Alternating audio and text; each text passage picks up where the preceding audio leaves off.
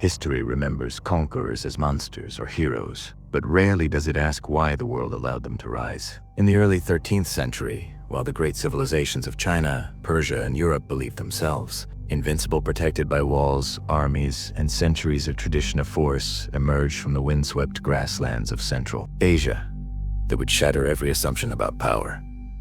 He had no palace, no written language, no empire to inherit. And yet, within a single lifetime, this man would create the largest contiguous land empire the world has ever known. His name was Genghis Khan. To some, he was a savage barbarian. To others, a brilliant strategist, lawgiver, and unifier. But to the great civilizations of his time, he was something far more terrifying of force that exposed just how fragile civilization truly was. This is not just the story of a conqueror. This is the story of how China, Persia, and even Europe were forced to confront their own weaknesses, and how the world was never the same again. At the dawn of the 13th century, the world was divided into mighty realms that believed their power was eternal. In East Asia, China stood as one of humanity's oldest civilizations, but it was not unified. The Jin dynasty ruled the north, wealthy but militarily complacent. The Southern Song dynasty thrived culturally and economically, protected by rivers and fortresses. To the west, the Tangotshisha kingdom stood as a buffer state. China possessed gunpowder, bureaucracy, and cities of unimaginable wealth. Yet it was fractured, politically cautious, and dangerously confident in its walls. To the west, the Khwarezmian Empire stretched across modern Iran and Central Asia. It was a civilization of scholars, traders, and legendary city Samarkand, Bukhara, niche epicenters of learning unmatched in their time. But beneath this glittering surface lay corruption, arrogance, and a fatal misunderstanding of the world beyond its borders. Forter West Europe was still recovering from the Dark Ages, a fragmented mosaic of feudal kingdoms. Castles replaced great cities. Kings fought each other more often than any external threat. Few in Europe had ever heard of the Mongols, and those who did would soon fear them as divine punishment. Beyond the horizon, something was stirring. Before he was Genghis Khan, he was Temujin, a boy born into poverty on the unforgiving Mongolian steppe. His father, a minor tribal chief, was poisoned by rivals. His own clan then abandoned his family, leaving them to fend for themselves. They survived by eating roots, rodents, and frozen scraps. This was not the upbringing of a king. It was the forging of one. Temujin learned early that loyalty was more valuable than blood, and true strength came not from nobility but from unity. He watched tribes destroy each other over pride and petty revenge. He saw how betrayal was rewarded and trust punished. From these brutal lessons, Temujin formed a radical idea.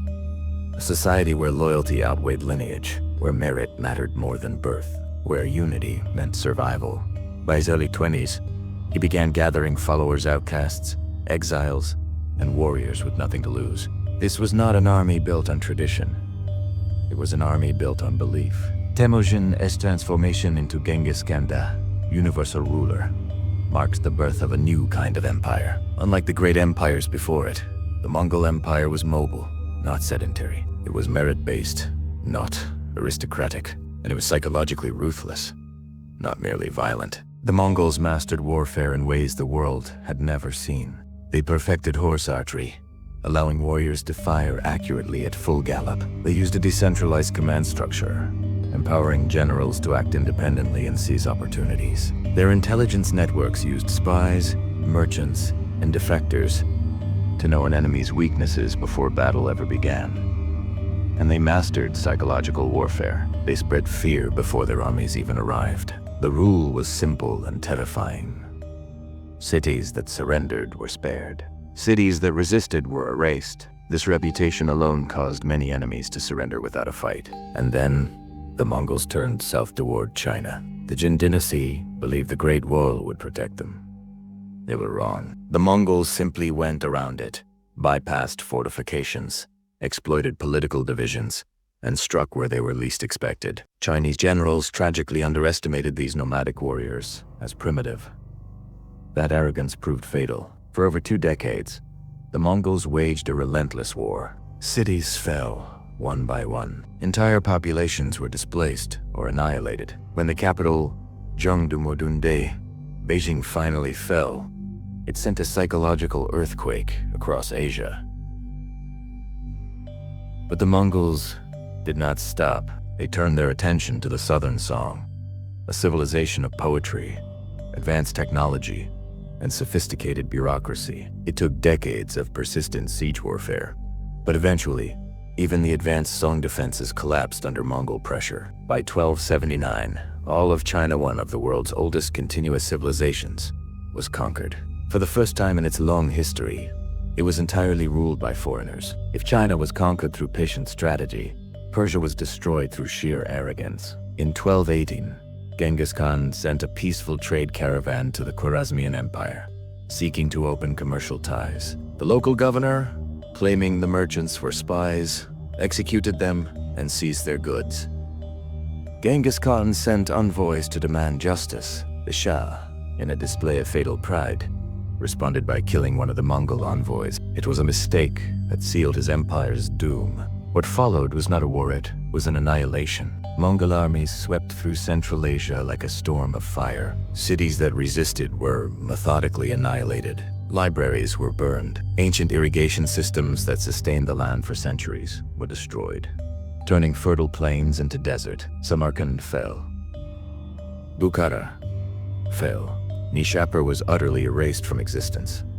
Persia's golden age ended in a tide of blood. Yet even the Mongols displayed a strange complexity. They spared artisans, scholars, and engineers, absorbing their knowledge and skills even as they destroyed their kingdoms. As Mongol armies thundered westward, Europe began to panic. In 1241, Mongol forces crushed a combined army of European knights in Poland and Hungary with terrifying efficiency. Knights in heavy armor, the pride of European warfare, were outmaneuvered and annihilated by the swift, light cavalry of the Mongols. For the first time, Europe realized it was not the center of the world. The Mongols only withdrew because of the death of their great Khan back in Mongolia, which triggered a succession crisis not because they were defeated. Had Genghis Khan lived longer, the history of Europe might have ended very differently. Despite the unimaginable destruction, the Mongol Empire created something unprecedented: global connection. Under what became known as the Pax Mongolica,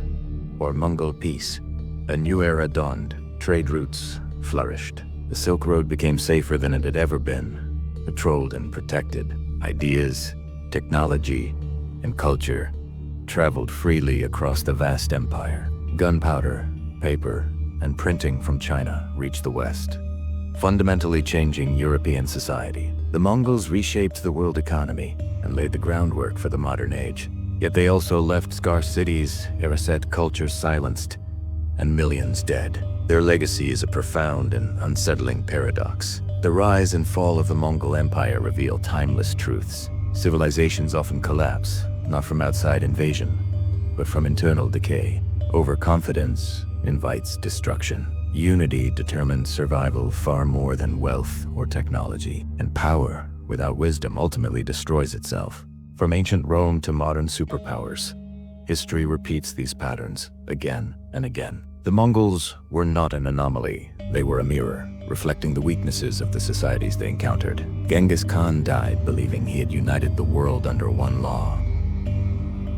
But was he a destroyer or a creator of global history? Did civilization fall because of him or because it had already grown weak from within? The Mongol Empire forces us to confront an uncomfortable truth. Sometimes, the greatest threats do not come from barbarians at the gate, but from the complacency we build within our own walls. As you reflect on this story, ask yourself, if a new Genghis Khan would arise today, would our world be any more prepared? If you found this story thought-provoking, please like, subscribe, and share your thoughts in the comments below. History is not just about the past deeds. A warning, waiting for us to understand. Thanks for watching.